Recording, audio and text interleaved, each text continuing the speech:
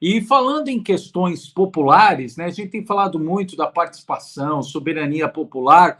No discurso parece muito bonito, né? Mas na prática, será que funciona? E até a gente discutia hoje na nossa reunião de pauta aqui no nosso grupo de mensagens, e a Andréa deu uma excelente sugestão do nosso entrevistado de hoje. Por isso, Andréa, por favor, as honras aí, a anfitriã do nosso convidado, por favor. Pois é, um prazer, uma honra trazer aqui hoje com a gente o Dr. Fernando Di Látio.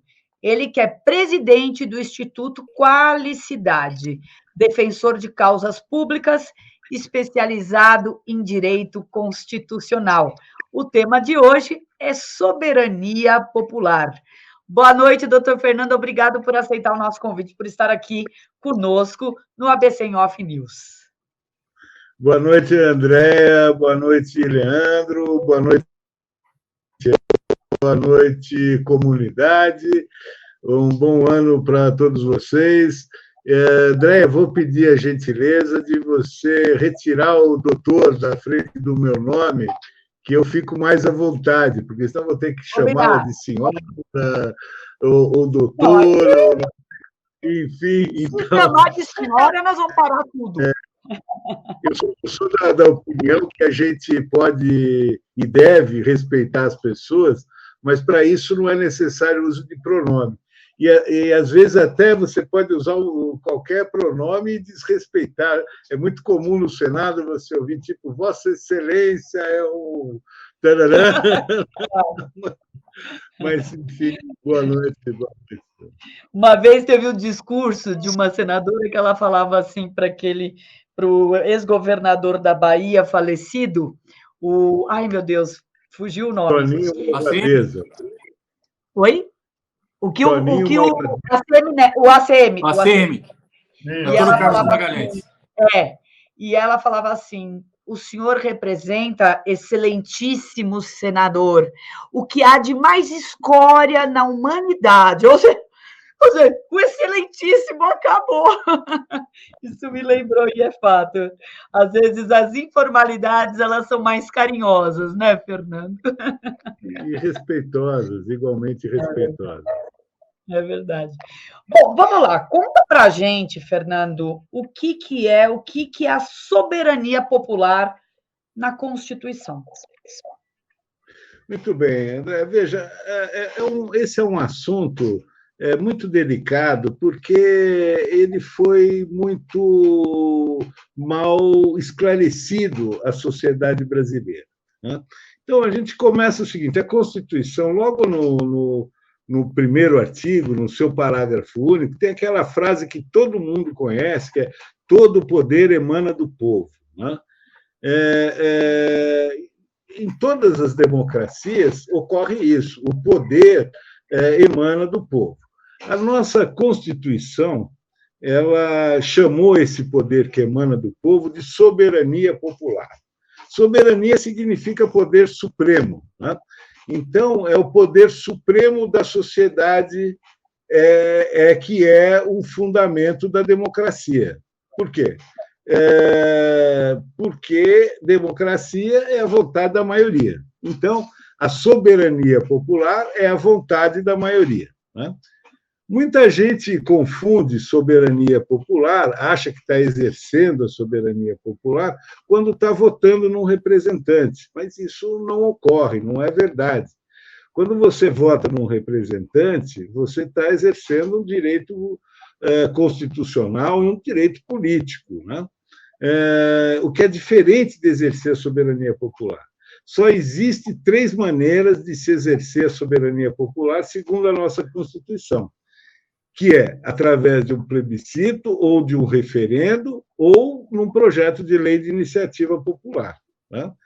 Então, o que aconteceu no Brasil foi que 10 anos após a Constituição ter estabelecido isso, no seu artigo 14, que a soberania popular, né, o poder supremo da sociedade, só poderá ser exercido através de plebiscito, referendo, iniciativa popular, 10 anos depois da Constituição de 88, portanto, em 98, o Congresso aprovou uma lei, que é a Lei 9.709, que veio para regulamentar esse artigo 14 da Constituição. A proposta declarada dessa lei era regulamentar esse artigo 14 da Constituição, para dizer como se deve realizar os plebiscitos, os referendos e como se proceder nos projetos de lei de iniciativa popular, mas, de fato, essa lei acabou por retirar da sociedade a liberdade de propor qualquer consulta popular ou mesmo até projeto de lei de iniciativa popular, né? Retirou como? Ela tornou uma exclusividade do Congresso Nacional a convocação de consultas populares, plebiscito, referendo e iniciativa popular. Portanto, o povo que era soberano até essa Lei 9.709 tornou-se súdito, né? E os súditos, que seriam os representantes eleitos, né? Que tinham uma missão constitucional para a qual eles deveriam total fidelidade, né, aos seus eleitores, num golpe, transformaram-se em soberanos. Então, de 98 para cá, não existe mais soberania popular no Brasil. Existe uma soberania do Congresso, né, e dos congressistas de plantão. Por que... Oi, pois não. Não, só para complementar. Não tem um mecanismo da apresentação de uma lei de iniciativa popular? Isso é previsto pela Constituição? Isso não é possível hoje? Tem, não, tudo bem. É previsto com um alto grau de dificuldade, né? Então, você tem que recolher 1% das assinaturas do eleitorado nacional em 5 estados, pelo menos, né? E essas assinaturas têm que conter os dados completos do nome do indivíduo, título de eleitor, carteira de identidade, enfim, dados que as pessoas não transportam, número de título de eleitor. Até ontem ninguém sabia, ninguém transportava nunca o título de eleitor. Hoje tem o e-título, que facilita um pouco você descobrir qual é o seu número de eleitor. Mas essa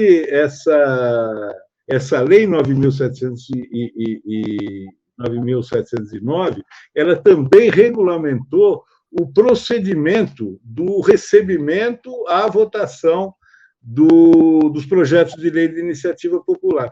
Mas então, Anderson, essa lei, ela, de fato, criou um atoleiro político intransponível para a sociedade exercer a soberania popular, seja através de consulta popular, seja através de projetos de iniciativa popular. Então, agora, Fernando, só pegar o seu gancho aqui. Para a gente resolver esse problema, sair do atoleiro e transformar novamente a soberania do Congresso, como o senhor mencionou, em soberania popular, tem que revogar essa lei de 98, a 9.709, é isso? Não é propriamente isso que a gente está propondo, né? O que a gente está propondo é o que tecnicamente se chama um reforço a essa lei. Então, nós estamos propondo algumas alterações nessa lei, né? A mesma lei 9.709, de forma a permitir que a sociedade tenha um mecanismo de poder convocar um plebiscito ou um referendo, né, que, em outras palavras, serve para exigir do Estado alguma atitude, ou para exigir que uma lei seja aprovada, ou para reprovar uma lei que foi aprovada no Congresso. Ou ainda, esse é um dos principais tópicos do nosso projeto de lei, que nós vamos falar mais daqui a um pouco, que é o fato das emendas constitucionais, né?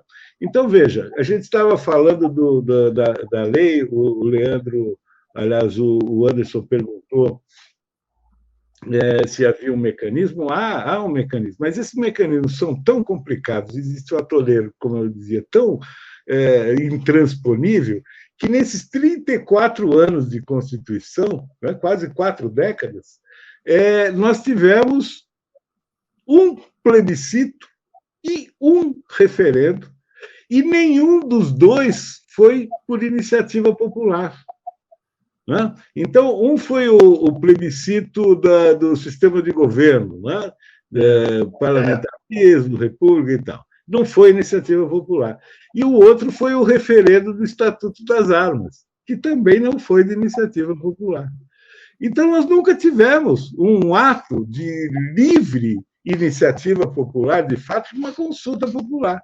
Por que isso? A gente se pergunta, né, e há muito tempo eu trato dessa questão, já estive com vários líderes partidários e tal, me parece que esse tipo de democracia não interessa muito a muita gente, o que é engraçado, né? Porque a gente quer democracia, a gente acha que a democracia estabelecida ou configurada na nossa Constituição de 88 é uma democracia ideal, e eu também acho, embora a Constituição tenha muitos artigos, isso confunda muitas pessoas, né? Mas ela molda uma democracia que a gente deve seguir. E principalmente princípios, né? Não só o que está escrito, mas aquilo que é desejado, os princípios, isso também a gente deveria seguir. Fernando, me conta uma coisa. Tem a ver, eu não sei se tenha, eu vou fazer uma pergunta meio incoerente, mas existe aí o respaldo jurídico, a gente fala sobre plebiscitos, né? Enfim. Hoje você tem aí como utilizar, por exemplo, a internet para fazer abaixos-assinados online. Eles existem do ponto de vista jurídico? Eles têm suporte jurídico? Se falem, vamos fazer abaixo-assinado para que fulano não exerça o seu mandato. Existe agora, contra a Carla Zambelli, uma vez que aconteceu todo esse episódio dela com aquela discussão com a arma, com aquela pessoa antes dela assinar. Então, tinha uma discussão na internet. Vamos fazer um abaixo-assinado para ela não assumir. Existe isso dentro da lei? É possível fazer isso dentro da lei?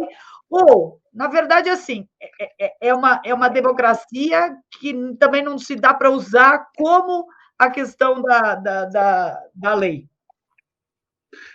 Olha, Andréia, esses abaixo-assinados de caçar a Carla Zambelli, permitir não sei o quê, falar que votar, falar contra a emenda não sei o quê e tal, a hora que chega no Congresso, esses abaixo-assinados, eu nunca vi chegar um, mas a hora que chega, eu fico imaginando que os deputados e senadores devem dar risada dessa coisa. Eles devem rir. Isso não tem nenhum valor jurídico, não serve nem como pressão para eles, fazem cócega neles, por isso que eu acho que dá risada. Né? E, por outro lado, ainda criam a falsa ilusão de participação da sociedade. Não, eu vou lá, eu vou falar para a Carla Zambelli, deve ser caçado. Hoje mesmo, falando no Carla Zambelli, a Polícia Federal fez uma batida na casa dela e encontraram mais armas lá. Né? Mas, enfim, faz abaixo-assinado disso, faz abaixo-assinado daquilo, e esses abaixo-assinados morrem. Ninguém nunca viu falar onde é que foi parar, quem leu, quem recebeu, que resultado teve, qual foi a avaliação daquilo, que influência causou em quem, por quê, nada, zero. Zero. Só serve para essas empresas aí, charge, não sei o quê, que faz abaixo-assinado, então esses caras devem ganhar dinheiro com isso. Mas, na prática, cria uma ilusão. Isso eu acho que é negativo para o ponto de vista da participação social. Então, mas vocês agora, queria que você explicasse, tem uma iniciativa que pretende fazer a modificação desse processo. Mas você já disse isso durante a entrevista, mas tem uma figura aí que está compondo o grupo de vocês, muito importante, que é o doutor Antônio Cláudio Maris de Oliveira, um dos juristas mais respeitados do país, foi secretário em São Paulo, da pasta da Segurança Pública, se não me engano, e que está dando suporte a essa iniciativa de tentar modificar a lei, como você explicou aqui. Para o nosso público, na prática, o que vai ser feito? Atualiza para a gente em que estágio está esse processo e em quanto tempo você estima será possível fazer essa modificação se todo o caminho for trilhado? Olha, você falou do professor Maris. O professor Maris é uma das pessoas que nós consultamos que nós estamos consultando e que o doutor Maris está, inclusive, ajudando com opiniões, de outras formas, mas existem outras pessoas também que nós estamos consultando. O primeiro a ser consultado foi o doutor Fábio Conder Comparato, que é um jurista muito renomado no Brasil, professor emérito, né, da USP e outros títulos bastante importantes, e que também nos ajudou no processo anterior. Outro que também já conhece, já recebeu a minuta e que estamos informando de todos os passos e aguardando também o posicionamento, é o professor Aires de Brito, né, que foi o ministro da STF e tal. Então, existem outros juristas também que a gente consultou e ainda está consultando, né? Outros de menos renome, etc., a fim de colher sugestões para arredondar o projeto até que ele possa ser efetivamente lançado. A ideia nossa é lançar até o final de janeiro, né? Lançar agora logo no início desse governo, porque o nosso Congresso Nacional ele foi constituído de uma forma para essa legislatura lastimável, né? Para quem esperava, como eu, a possibilidade de haver uma reforma constitucional, né? uma reavaliação da Constituição, né? Isso tornou-se impossível nessa legislatura. Então, o caminho para se buscar essas anomalias democráticas, essa principal anomalia democrática que criou-se na nossa legislação, nós achamos que o único caminho era através de um projeto de lei de iniciativa popular, né? Porque você veja que não há interesse dos deputados e senadores em mexer nessa questão. Isso ficou claro nos últimos 34 anos. Nesse período, eu disse, houveram 2 plebiscitos e só 4 projetos de lei de iniciativa popular foram parar no Congresso. E nenhum deles foi votado. Nenhum deles. Tem gente que acha que o Ficha Limpa foi um projeto de lei de iniciativa popular que foi aprovado no Congresso. Não foi.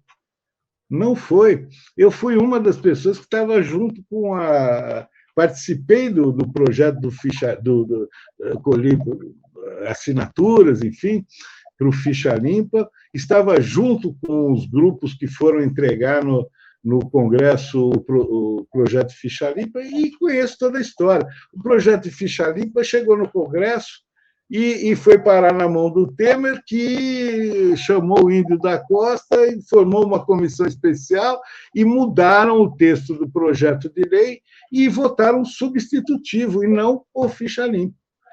Então, não foi votado o projeto, porque o projeto de lei do Ficha Limpa, aquele que 1,5 milhão de pessoas assinou, aquele que está registrado no cartório, aquele não foi nem votado.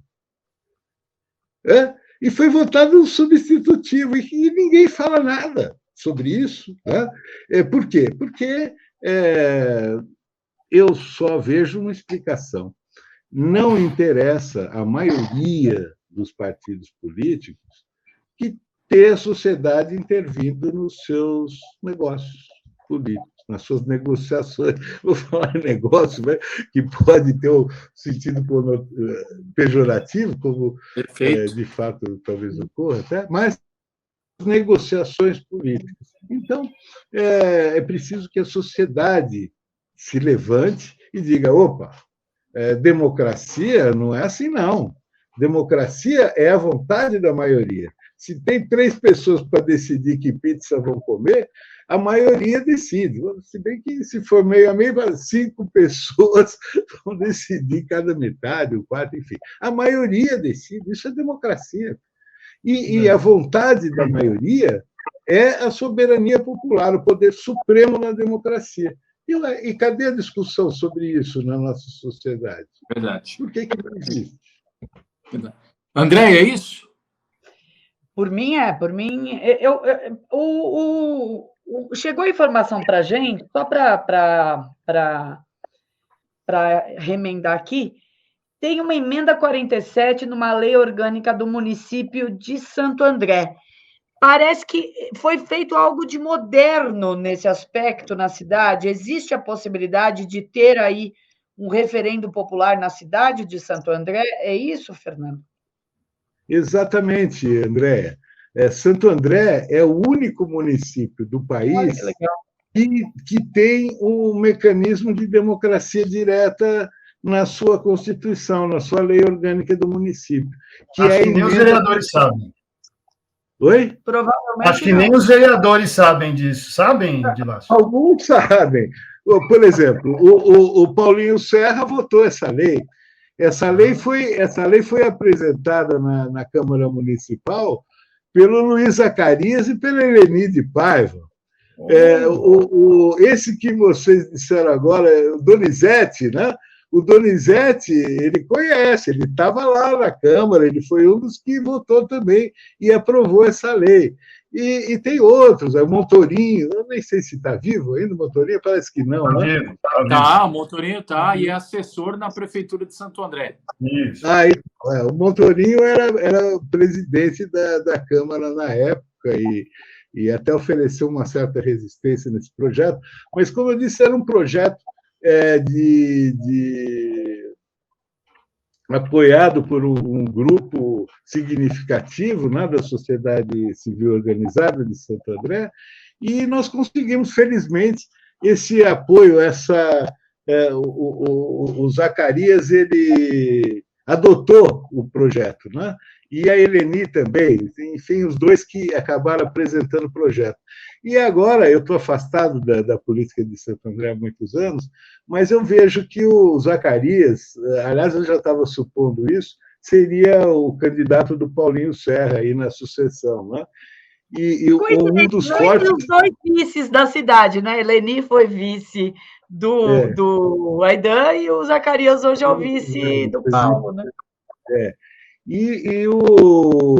Então, vejo com alegria até que o Zacarias seja um forte candidato, porque talvez ele possa querer, e acho que deveria, tratar desse assunto desde logo, já começar a tratar até como um suporte eleitoral, né? Porque trata-se de uma questão de muito interesse popular, no meu entendimento.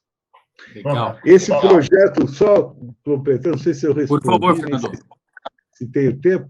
Essa emenda 47, ela diz o seguinte, André, que se reunidos num abaixo-assinado 3% dos cidadãos do município, em determinadas situações que a lei estabelece, a mesa diretora da Câmara Municipal tem a obrigação de autorizar a realização de um plebiscito de referendo e comunicar a Justiça Eleitoral. Entendeu? Então, a lei molda a forma de apresentação de uma petição para uma consulta popular, estabelece um número, né, de pessoas que precisam subscrever aquela petição e, cumpridas as exigências legais, obriga a mesa diretora da Câmara a autorizar a realização do referendo. Nós já fizemos isso uma vez em Santa Maria. 3%. 3% do eleitorado. Na época, eram 30 e poucas mil assinaturas. E eu não sei o que representariam, eu não sei como é o eleitorado hoje de Santo André, deve estar em torno quase de 600 mil, Fernando, eleitores. 600 mil.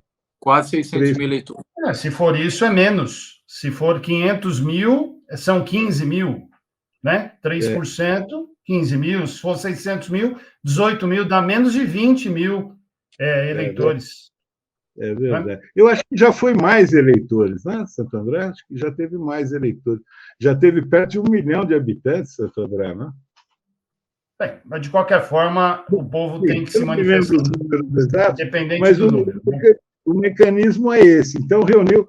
E é exatamente isso que nós estamos fazendo. Quer dizer, o fulcro desse projeto de lei é mais ou menos esse, mas para nível da União, né, em nível federal.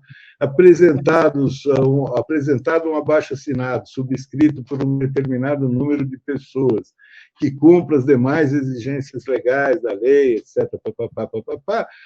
A mesa diretora da Câmara dos Deputados tem a obrigação de autorizar a realização do plebiscito referendo e comunicar à Justiça Eleitoral. Só completando, os outros 2 tópicos, aliás, os outros 3 tópicos importantes desse projeto de eleição.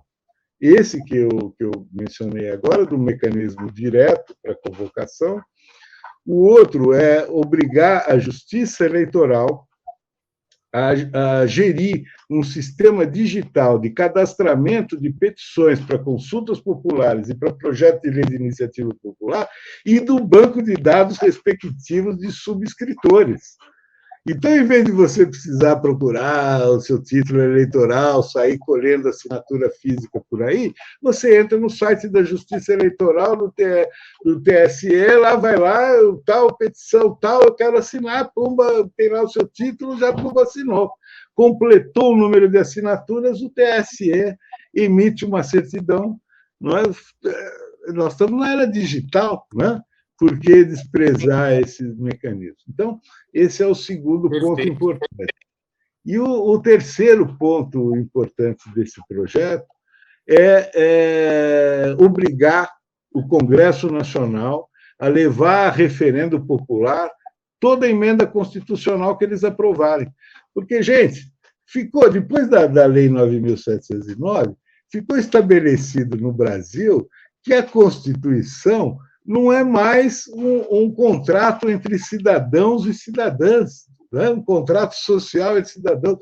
A Constituição virou um texto base, que os políticos de plantão podem alterar, moldar, e tal, segundo o seu interesse, o seu humor, a qualquer momento. Isso fez com que houvesse mais de 140 emendas na Constituição. Nenhuma foi referendada pela sociedade. Só em 2022 foram 19 emendas. 19 PECs, né? Constitucionais no ano. E quem ouviu algum político, algum deputado, algum senador falar assim, não, nós precisamos levar a referendo popular isso daqui. Verdade. Porque a Constituição é um contrato social, não é um acordo entre políticos. Tá? Mas é isso que virou a nossa Constituição, infelizmente. Boa. Fernando de Lácio, presidente do Instituto Qualicidade, falando do tema importantíssimo, soberania popular. Fernando, vai voltar mais vezes para atualizar. Assim que tiver novidades também, a gente torce para ter agilidade lá na tramitação em Brasília. Volte aqui, espaço garantido no ABC em Off, tá bom? Um abraço, até a próxima. Obrigado, Leandro. Obrigado, André. Obrigado, Anderson. Obrigado, público. Bom 2023 para todos nós. Legal, obrigado.